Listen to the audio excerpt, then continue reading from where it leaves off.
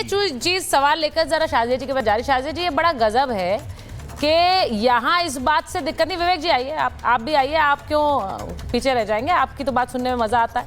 आइए विवेक जी और शाजिया जी को स्क्रीन पर रखिए। भाई मैं ये शाजिया जी आपसे पूछ रही हूँ, इस बात में दिलचस्पी नहीं है कि राजनाथ सिंह ने वहां पर हस्ताक्षर नहीं किए, भारत का बड़ा क्लियर स्टैंड वहां पर पेश किया, इस बात में दिलचस्पी है कि प्रधानमंत्री क्यों नहीं गए? वो बच रहे हैं, वो नहीं जा रहे हैं, बताइए। अब देखिए, गजब की बात तो यह है कि प्रधानमंत्री जाएं तो मुसीबत है, ना जाएं तो मुसीबत है। अब ये नहीं इनको फिक्र है जरा सी भी कि क्या बड़ा स्टैंड चाहते नहीं प्रधानमंत्री जाएं, हाथ जोड़ लिए होता है वो हो नहीं पाया, प्रधानमंत्री ना जाए, विफल हो गया पूरा की पूरा अच्छा एजेंडा। लेकिन ये देख नहीं सकते बेचारे, इतने परेशान हैं। और सुनिए, ये है कि वो क्यों नहीं थे। अब ये है कि मैं बहुत परेशान हूँ, प्रधानमंत्री को कहीं ना भेजें प्लीज। उनको भारत से मतलब नहीं है, ना ही देश के लिए। अरे आप क्यों प्रधानमंत्री जी के क्यों ऑब्सेशन, आपका ऑब्सेशन क्यों है?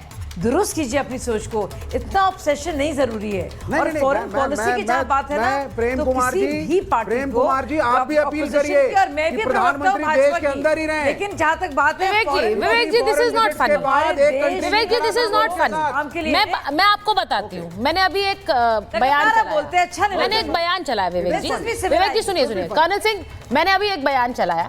पाकिस्तान में पत्रकारों के बीच एक डिस्कशन हो रहा है कि नरेंद्र मोदी कभी भी ऑपरेशन सिंदूर पार्ट 2 कर सकते हैं। वहां पर यह डिस्कशन हो रहा है क्योंकि वहां पर इस बात का डर है, वहां जो तस्वीरें आती हैं वो मैं आपको दिखाई रही हूं, जरा वो तस्वीरें चलाइए जिसमें वहां के इंफॉर्मेशन मिनिस्टर मिल रहे हैं आतंकियों से।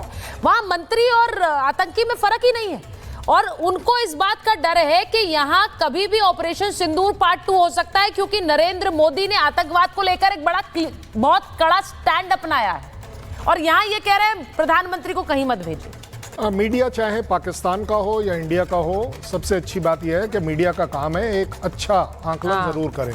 अगर आज पाकिस्तान में ये आकलन किया जा रहा है, उसके दो ही मतलब निकल सकते हैं कि पाकिस्तान बाज नहीं आएगा टेररिज्म से और इसलिए ऑपरेशन सिंदूर चलता रहेगा। ये भी तो एक मतलब है, इसमें क्या डाउट है। अब आ गई बात समझदारी की। समझदार आदमी वो होता है जो गलतियों से सीखे, जो गलतियों से सीखे।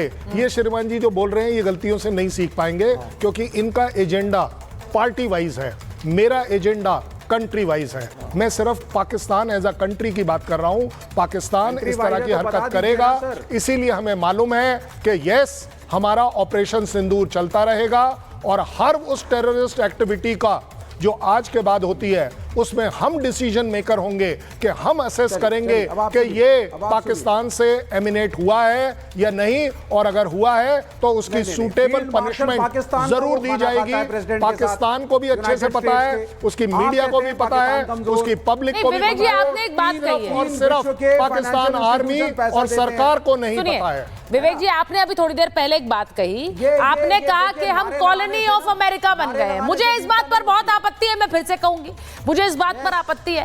भारत अब किसी की कॉलोनी नहीं बनाएगा और भारत तो इस सोच में विश्वास ही नहीं रखता है, ना किसी की बनेगा ना किसी को बनाएगा।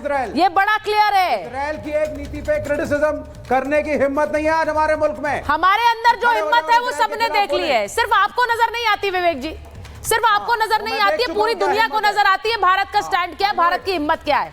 मैंने फिर कहा, ट्रंप ने बुलाया था सर, आप लोग तो बार बार बोलते रहते हैं ना ट्रंप की कॉलोनी, अमेरिका की। ट्रंप ने बुलाया था, प्रधानमंत्री गए नहीं है। मैं एक बार एक तस्वीर जरूर दिखाऊंगी और ये इसलिए बता रही हूं क्योंकि जो गए थे प्रधान डोनाल्ड ट्रंप से मिलने के लिए, पाकिस्तान में क्या हो रहा है वो जरा आपको बता देती हूं। एक बार विवेक जी जरा ये भी सुनिएगा, क्योंकि पाकिस्तानी संसद में जो वहां के फील्ड मार्शल हैं उनकी पोल कैसे खुली है ये भी समझिए जरा। पाकिस्तानी संसद में उनकी पोल खुल गई क्योंकि वहां पर डिमांड हो रही है कि इनकी पेशी हो।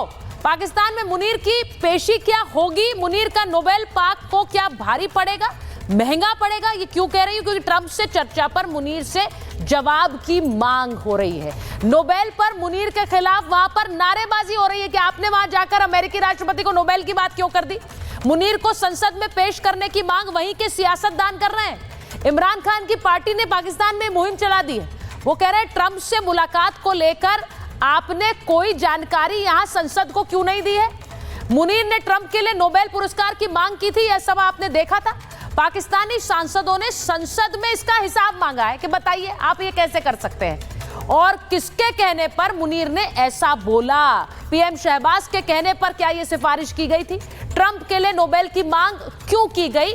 ट्रंप के हाथों में फिलिस्तीनियों का खून लगा हुआ है और जंग में ट्रंप ने ईरान पर हमला किया था। अब पाकिस्तान में एक पूरा माहौल खड़ा हो गया है फील्ड मार्शल के खिलाफ। अब ये पाकिस्तान में हो रहा है, तो जिसकी जो कॉलोनी बन रहा है विवेक जी, उनके साथ क्या हो रहा है पाकिस्तान में, ये बताना जरूरी था, क्योंकि जो लोग जा रहे हैं वहां मिलने, पाकिस्तान के फील्ड मार्शल जा रहे हैं, उन पर वहां पर ये आरोप लग रहे हैं। भारत को बुलाया जरूर लेकिन वो गए नहीं, लेकिन जो गए थे भागते हुए और नोबेल प्राइज की मांग कर रहे हैं, उनके खिलाफ ही देश में माहौल है। मैं सिर्फ ये पूछना चाहती हूं कि जिस तरह से पाकिस्तान के अंदर एक माहौल बन रहा है, कर्नल सिंह मैं आपसे पूछ लेती हूं, जिस तरह पाकिस्तान के खिलाफ एक माहौल बन रहा है वहां पर अंदर, ये पूरी दुनिया देख रही है कि पाकिस्तान क्या कर रहा है। मजबूरी जरूर है कुछ देशों की कि पाकिस्तान को एंटरटेन करना है, लेकिन आतंकवाद को लेकर जो स्टैंड है, भारत तो क्लियर कह रहा है। आप भले ही ट्रंप से मिले, आप किसी और सियासतदान से मिले, हम आपके खिलाफ मुहिम चलाएंगे। ये भारत की स्ट्रेंथ नहीं दिखाता है तो क्या दिखाता है?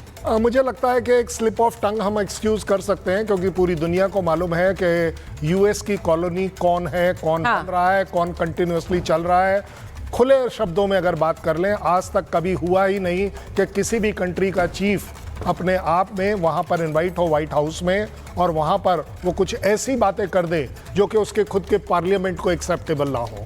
सबसे बड़ी बात यह है, आप मुझे बताइए ऐसी कौन सी जगह मैं प्रूव करूँ कि जहाँ पर पाकिस्तान के सांसद ये ना कहते हों कि हम अपने पाकिस्तान अपने आप में पूरी तरह से एक कॉलोनी है as far as us is concern. ज़्यादा बड़ी बात ये भी है कि यस मुनीर अब आप देखेंगे तकलीफ में आएंगे, क्योंकि अब आप देखेंगे कि जो डेमोक्रेसी है वो अपने आप में एक नया कदम लेगी, एक अलग अंगड़ाई लेगी, एक अलग करवट लेगी अगर वो पार्लियामेंट में आकर फेस करते हैं, क्योंकि पार्लियामेंटेरियंस अपने आप में ये सवाल ज़रूर उठाएंगे।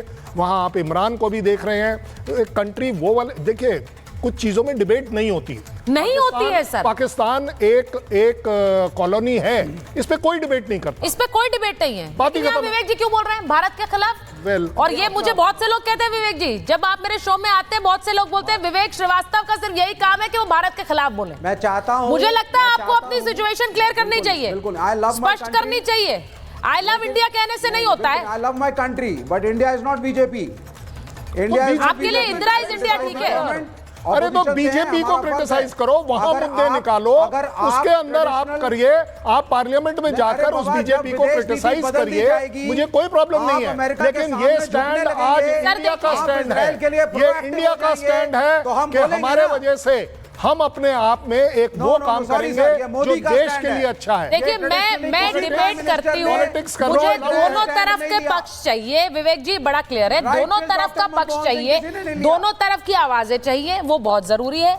लेकिन मुझे कभी भी ये पक्ष नहीं चाहिए जो भारत के खिलाफ सवाल उठाए, वो मुझे बड़ा चुभता है और दर्द होता है। मैं उसके खिलाफ स्टैंड लेना चाहती हूँ, इसीलिए मैं आपसे बोलती हूँ कि स्टैंड क्लियर कीजिए, क्योंकि वो स्टैंड एक ही हो सकता है, साथ वाला स्टैंड, खिलाफ वाला नहीं।